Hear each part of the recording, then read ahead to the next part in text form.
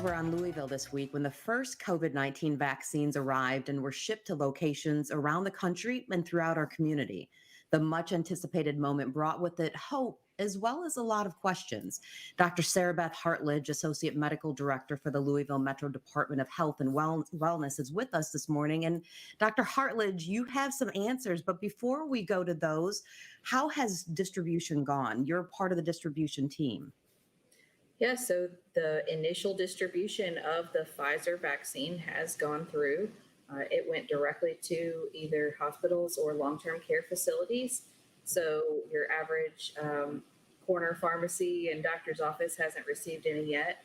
But coming soon, later this week, we're expecting to see approval of the Moderna vaccine. And once that happens, we'll have some additional distribution, including some hopefully directly to the health department, so that we can help reach some of our community heroes like first responders and eventually reach out into the community as supply expands as well. I have to ask, I mean, as one of our definite healthcare heroes, have you received the vaccine yet? I've not gotten it yet, not because of any concerns, but just because I haven't had my turn yet.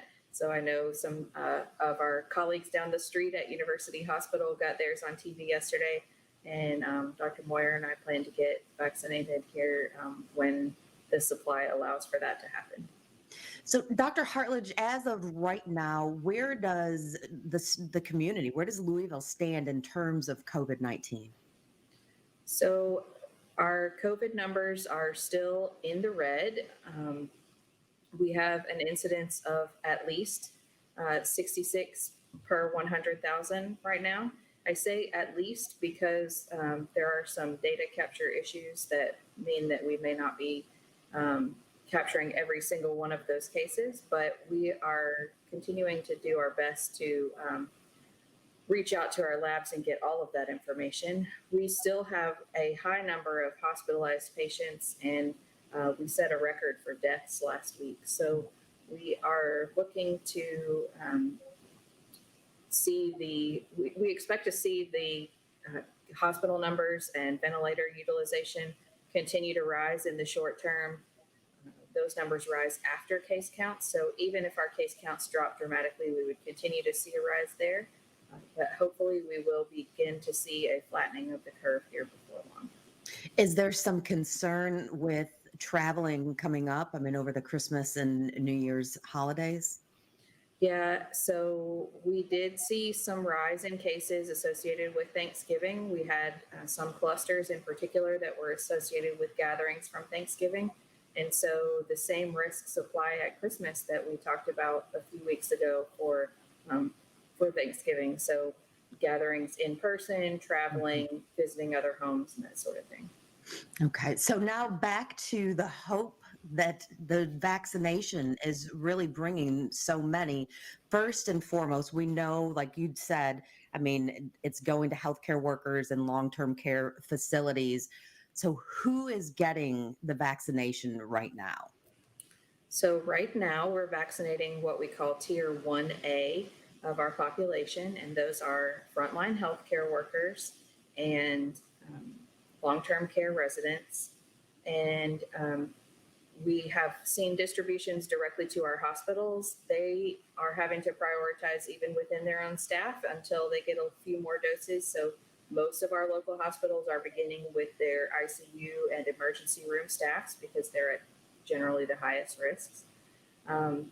Then shortly we expect to be able to vaccinate our first responders, including EMTs, who would probably be the first on that list because of their exposure to sick people in the community. And then what about the rest, people who aren't in those lines of work? How is this going to be distributed? So I mentioned that this is what we call Tier 1A. The next one, unsurprisingly, is Tier 1B, and that is what we call critical infrastructure. Kentucky, from Governor Beshear's office, has placed an emphasis on educators in that group. So we expect to be vaccinating educators and other critical infrastructure folks, hopefully by sometime by the end of January, but definitely in the early months of 2021. And then from there, it continues outward. So we have healthcare workers in long-term care first, and then critical infrastructure, including first responders and educators. And then the 1C group is folks who have higher risk, so adults over the age of 65 and adults with comorbidities that may place them at high risk from a COVID infection. And then after that, we move into tier 2, which is where we start to see sort of the general population get included in those numbers. And when do you anticipate that happening? I mean, we've heard some people talking about, I mean, as late as into the spring and even summer. Is that the case? There are no guarantees in the distribution chain, and so I would expect to see it definitely extend through the first several months of 2021. I think we're going to make great progress in this first tier of vaccinations through the first couple months, January, February, hopefully by March, and then we'll be expanding outward. And I expect our community events to continue well into 2021. Now, when it comes to the vaccine, this is a vaccination that's unlike other vaccinations, say, I mean, it's certainly, I don't want to make the equivalent of the flu. COVID is not the flu. We know that. But you get one vaccination and you're good for the year. This is not quite the case. You're exactly right. So both of the products that are either approved or likely to be approved this week are 2-shot series.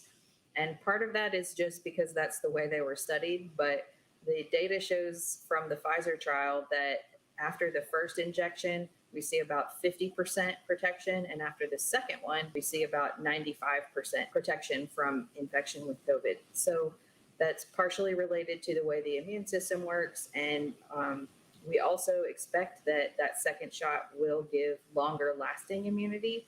We don't know how long yet because unfortunately the first people who got the vaccine just got it about 4 to 6 months ago. So we can say for sure it lasts that long, and we expect to see it last quite a bit longer. They are continuing to monitor those people to see if there is any drop off in their antibody production and immune levels. But so far, everything looks great. So yes, it is a 2-shot series, which is, folks don't want to get injected twice. It also makes it more complicated from a public health and administration standpoint to make sure that if you come in on day 1 and get your injection, that we get you back in on either day 28 or day 21, depending on which vaccine, to get that second shot so that you can be fully protected. And that's really important. We encourage people that if you get the first shot, make sure you get the second one, because you would hate for that effort with the first one to be any less than 95% effective. I'll take 2 shots over 2020 any That's right. day of the week. That's for sure. Dr. Hartlage, thanks so much for taking the time. We look forward to talking with you again next week. Okay.